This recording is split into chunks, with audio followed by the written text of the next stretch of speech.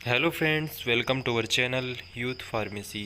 दोस्तों, आज के वीडियो में हम बात करने वाले हैं मोनोसेफ इंजेक्शन के बारे में। वीडियो के अंदर अपन बात करेंगे कि मोनोसेफ इंजेक्शन क्या होता है, इसके यूजेस क्या है, डोज क्या रहती है, मैक्सिमम डोज क्या रहेगी, मिनिमम डोज क्या रहेगी, एडल्ट्स के अंदर कैसी डोज रहती है, चिल्ड्रंस के लिए क्या डोज रहती है, क्या इसके साइड इफ़ेक्ट्स होते हैं, कॉन्ट्राइंडिकेशन क्या क्या होती है, यानी कि इस इंजेक्शन को यूज़ करते समय किन किन बातों का ध्यान रखना चाहिए, सब कुछ अपन इस वीडियो के अंदर बात करने वाले हैं। तो वीडियो को एंड तक ज़रूर देखेगा। एंड फ्रेंड्स, अगर आप चैनल पर नए हैं तो चैनल को सब्सक्राइब ज़रूर कर लीजिए, क्योंकि हमारे चैनल पर इसी तरह की वीडियोज़ आपको मिलती रहती है।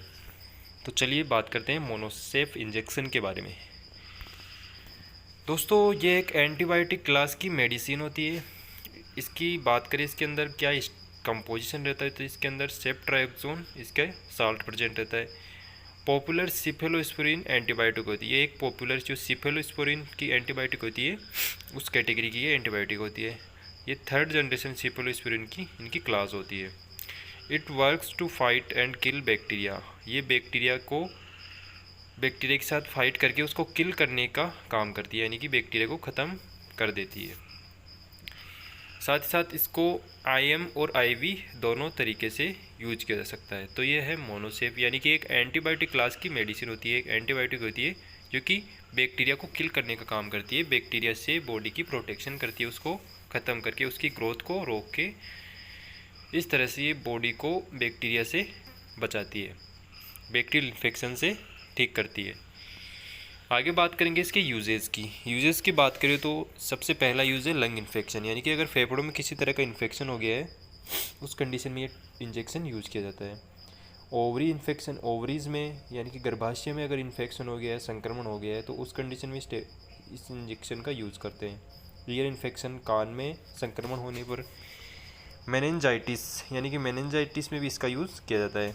यूरिन इन्फेक्शन, यूरिन का संक्रमण हो गया है, यूरिन में ब्लीडिंग आ रही है, उस कंडीशन में इसका यूज़ करते हैं। बोन इन्फेक्शन, हड्डियों का infection, joint infection and typhoid यानी कि फीवर होती है टाइफॉइड, उसमें इसका बहुत ज़्यादा रोल रहता है, काफ़ी यूज़ किया जाता है। नेक्स्ट अपन बात करें इसके कंपोजिशन और इसकी स्ट्रेंथ की। तो कंपोजिशन में जैसे अपन ने बात करी कि सेफ ट्रायोक्सोन इसके अंदर प्रेजेंट रहता है, इसका साल्ट रहता है। और स्ट्रेंथ की बात करें तो ये 125 mg, 250 mg, 500 mg, 1 ग्राम यानी कि 1000 mg, 2 ग्राम यानी कि 2000 mg। तो इस तरह की स्ट्रेंथ में ये अवेलेबल रहता है।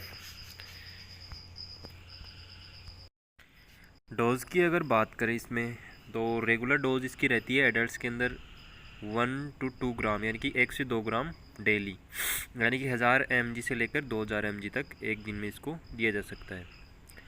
बात करें डोज पीरियड की, तो नॉर्मली 2 दिन तक इसका यूज़ किया जाता है, यानी कि पहले दिन आपको 2 ग्राम, फिर उसके बाद में 1 ग्राम, इस तरह से दिया जाता है। और अगर फिर भी 2 दिन के बाद में अगर पेशेंट का इन्फेक्शन ठीक नहीं होता है, कोई रिकवरी नहीं होती है, तो उसका डोज बढ़ाकर 5 दिन तक किया जाता है।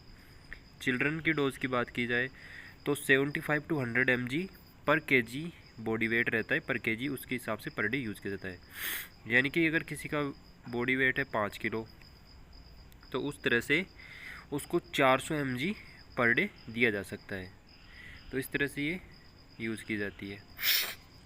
नेक्स्ट बात करेंगे इसके साइड इफ़ेक्ट्स की, यानी कि इसको इंजेक्शन को लेने के बाद क्या क्या साइड इफ़ेक्ट्स हो सकते हैं। वैसे नॉर्मली होते नहीं है, कुछ रेयर कंडीशंस में ये साइड इफ़ेक्ट्स हो सकते हैं। एक साइड इफ़ेक्ट्स में अपने को ब्लीडिंग देखने को मिल सकती है, यूरिन करते टाइम दर्द हो सकता है, पेनफुल यूरिनेशन, हार्ट बर्न हो सकता है, नोजिया वॉमिटिंग हो सकती है, चेस्ट पेन यानी कि सीने में दर्द हो सकता है, स्टोमक पेन पेट में दर्द हो सकता है, और स्वेलिंग यानी कि बॉडी में स्वेलिंग आ सकती है।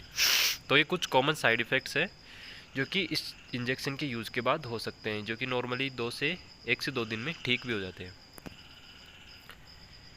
आगे बात करेंगे अपन इसके कॉन्ट्राइंडिकेशन, यानी कि इस इंजेक्शन को यूज़ करते समय किन किन बातों का ध्यान रखना चाहिए, किन को ये इंजेक्शन यूज़ नहीं करना चाहिए। किसी को अगर ब्लीडिंग डिसऑर्डर है, यानी कि रक्तस्राव की समस्या है, ब्लीडिंग होती है, तो उस पेशेंट को ये इंजेक्शन यूज़ नहीं करना है। किसी को लीवर से रिलेटेड प्रॉब्लम है, सीवियर लीवर डिजीज़ है, उस कंडीशन में भी ये इंजेक्शन यूज़ नहीं होगा। गॉल ब्लैडर डिजीज़ है, उनमें ये इंजेक्शन यूज़ नहीं होता।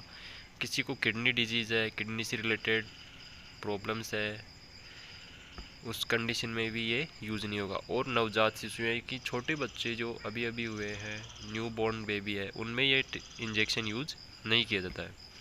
तो ये इसके कुछ काउंटर इंडिकेशन है जिनको इस इंजेक्शन के यूज़ करते समय ध्यान रखना चाहिए।